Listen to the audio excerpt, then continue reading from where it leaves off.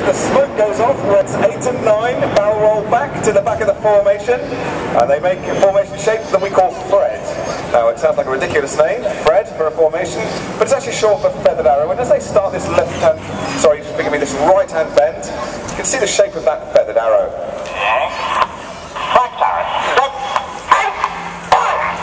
That's the acknowledgement of the change to cranked arrow. Reds 8 and 9 have got their smoke on again as they slide up to crank forward the tips of our arrow, making cranked arrow. Now the man on the far left hand side, who's in the highest position that we can see at the moment, is Red 9, Flight Lieutenant Simon Ray. Known to us as Kermit, because he sounds like Kermit the Frog on the radio. He's from New Zealand actually, that probably explains that. And he flew with the Royal New Zealand Air Force before he joined the Royal Air Force in 2002. Another one of the team's Harrier pilots, he's about to appear from behind the ridge on the right there, as the team gets ready to fly the cranked arrow roll.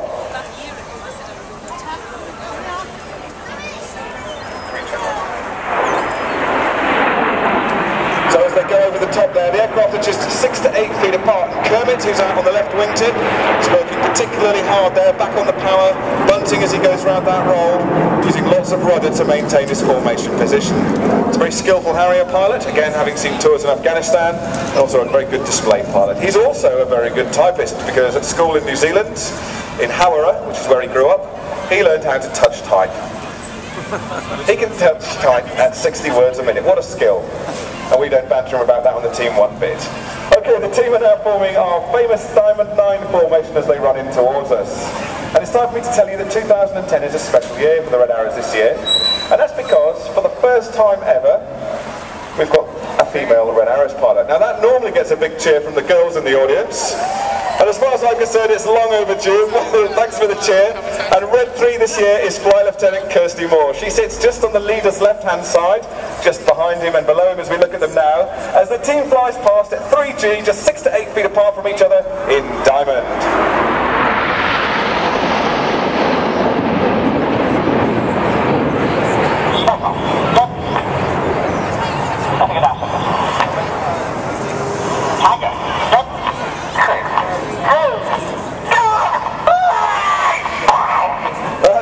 Acknowledging the change to Tango formation. We've been talking about this display for quite a while because of such a spectacular setting, and you can hear in their voices that they're particularly enjoying themselves at the moment. A bit more on Kirsty though. She was born at RAF Nocton Hall. It's a former RAF hospital in Lincolnshire where she grew up.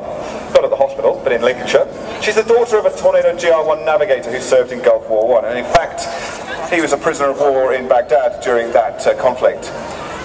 He inspired her to become a pilot in the Royal Air Force, and she formerly was a flying instructor on the Hawk, the aircraft we fly in the team, but has also served on 13th Squadron at RAF Marham, flying the Tornado GR4. And like her father, she saw service over the top of Iraq, formerly. Okay, that was Tango formation, a very difficult formation for the pilots to fly, because the two straight lines that make it up mean that for the pilots, the smallest error in position is visible to us here on the ground. How do they hold their position? Well, all of them take their reference from the lead aircraft. So they're all staring at Red 1, Baz, who's at the very front. You can imagine then that the aircraft to the sides or the rear of the formation have a real job seeing the leader, because they've got aircraft in their peripheral vision all around them. That makes the formation flying that much more difficult, and at the moment they're changing to Apollo behind the ridge there. We'll see them very shortly. So we tend to put our more experienced pilots in those positions. It's also important that Red 1 activates all of our manoeuvres with voice command, and you might have noticed him emphasising certain syllables in the voice command. We'll hear that in a moment, and that's so that everybody can anticipate their control inputs to start manoeuvring at exactly the same time as the leader. We'll see how this works now. So, on the R of roll there, all the pilots anticipate their control inputs and begin this, a great big barrel roll with red, white and blue smoke on to make us all feel very warm and British as they complete the Apollo Twister.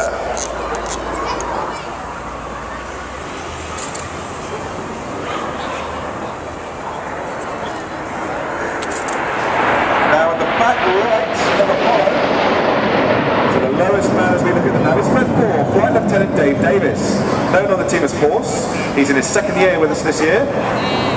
He's our Welsh representation, having been born in Corwin Bay, and he grew up there, in fact, went to Brynellian School.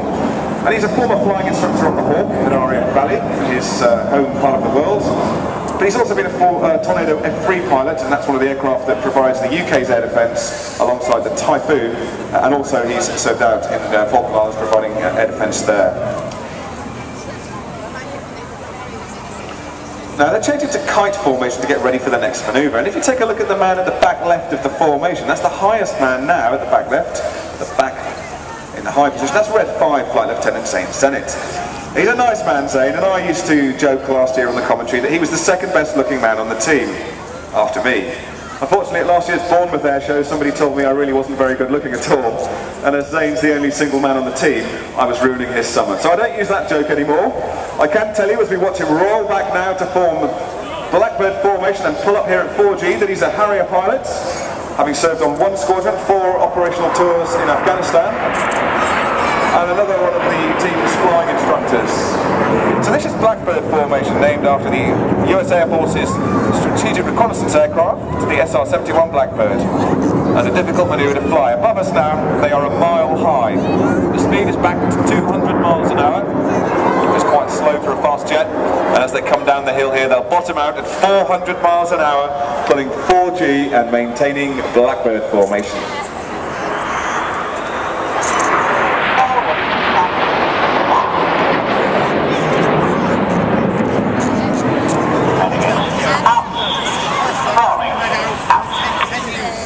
Now I mentioned that 2010 is a special Air Force heritage year because this marks the 70th anniversary of the Battle of Britain. And that of course is the air battle against the Luftwaffe in 1940 that more or less secured Great Britain for us here today. That the Luftwaffe was such a formidable adversary makes that victory all the more significant, certainly to the aviators amongst us. And therefore we pay tribute to those that have become known as the Few for their sacrifice in the summer of 1940. So the formation you see now is Spitfire formation, or if you prefer it, you can call it Hurricane, your choice.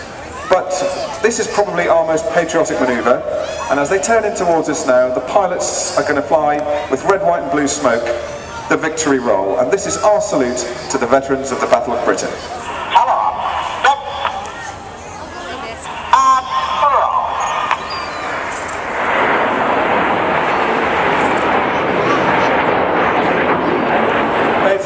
Spitfire formation, this is the victory roll.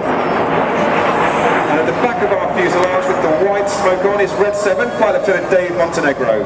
Known as Monty, and with a name like Montenegro, you'll probably not be surprised to hear that he was born in Bogota, Colombia. But he came back to the UK at the age of 1, and he grew up in Beckenham, Kent. He went to a Lane School at Dulwich, and he's a clever man with a degree in politics and theology. So in his second year on the team this year, he's been a flying instructor for Hawk again, and also a Tornado F3 pilot, so another fighter pilot on the team. He's Synchro 2 this year, so we're going to see a little bit more of him in the second half, so I'll leave it there, and explain now that the pilots are changing to Phoenix formation. This is the widest formation we fly. Between Reds 8 and 9 on the outside, it's about 100 metres or 300 feet.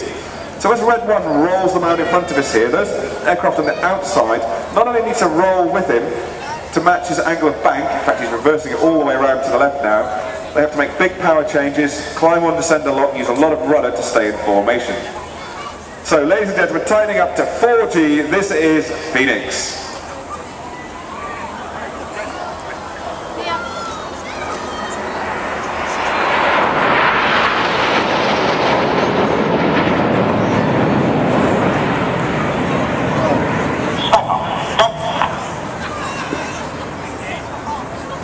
That's the change to chevron formation.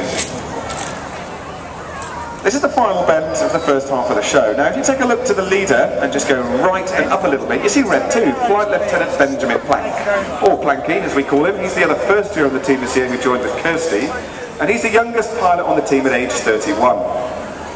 He's strangely also the baldest, but can't explain that. And he's another one of our Harrier pilots on the team, so again, several tours in Afghanistan for him, and a tour as a flying instructor as well. Planky also drives the most embarrassing car on the team, which is a turquoise Mazda MX-5. Claims it's his wife Amy's, but we don't believe him because he seems to pitch up to work in it every day, all the same. There's no accounting for taste. So ladies and gentlemen, that's the end of the first half. The pilots have completed it with the chevron bend, but it's not over yet. What you've seen, so thank you for the round of applause, it's very kind. And the cheer, thank you. What you've seen so far then are all of our graceful 9-ship formations, so all of the pilots operating together as one coherent unit. It's been graceful, it's going to stay graceful, but we're going to spice things up a little bit. We break the formation down into two, such that the front 5 aircraft become Enid formation, named after Enid Blyton's famous 5. That's absolutely true.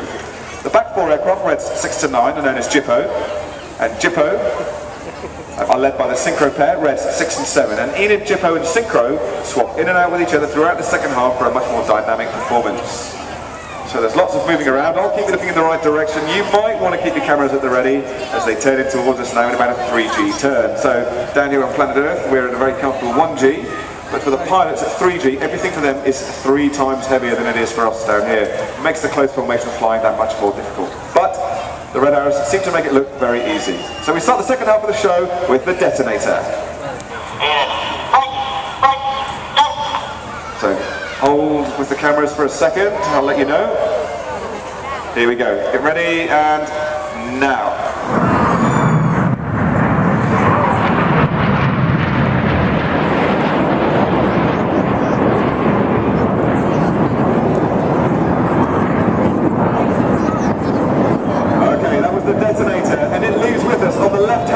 With his white smoke on, red 6, the Synchro leader, Flight Lieutenant Pablo O'Grady, who's in his 4th year of the team this year, former Jaguar GR3 pilot and also a Typhoon pilot from 11th Squadron at Coningsby, first Typhoon pilot on the team. He's chased down on the left by red 8, Squadron leader Graham Duff, while on the right, diving down now to just above the mast tops, will be red 7 with his white smoke on. That's Monty, we've heard a little bit about him already. With him is red 9 Kermit, that's our Kiwi. Together, these guys constitute JIPO, and this is the JIPO path.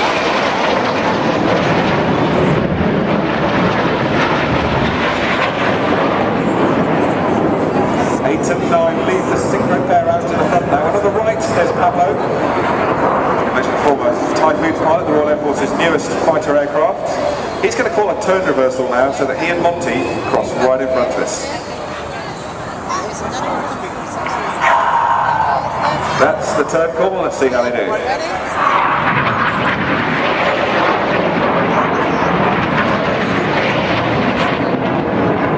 Nicely done, they'll slingshot out to the front and they're trying to be right above that ship. Great ship out there that is moored in the centre for the display. This is Red 8, Squadron leader Graham Duff. He's looking to meet up with Enid, who are coming in down the valley on the far right there, stepping down now to fly what we call the Goose. Duffy's going up through the middle with red smoke at about 7G there. Put a bit of white, then a bit of blue, a couple of twinkle rolls, as Enid go very patriotic with some British red, white and blue. So that's making me feel very warm inside. Ladies and gentlemen, the very patriotic Enid formation.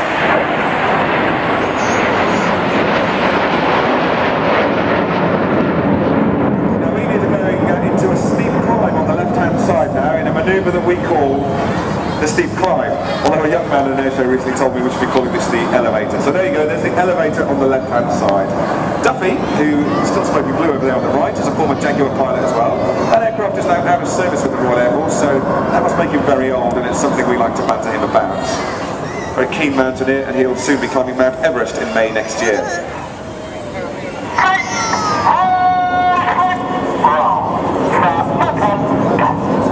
Red 6 Pablo's voice, and out to the front, with the white smoke on, the Synchro pair flying one of our most patriotic manoeuvres.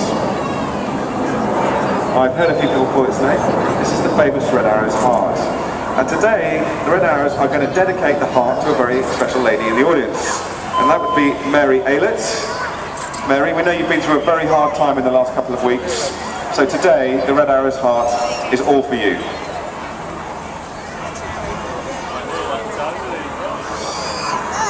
That's red 9 Kermit, piercing the heart. He's our Cupid today. Okay, Synchro pair are turning in from the right and left again. Again, a 6G turn here, 100 feet above the mastheads as they come down the valley here. They're passing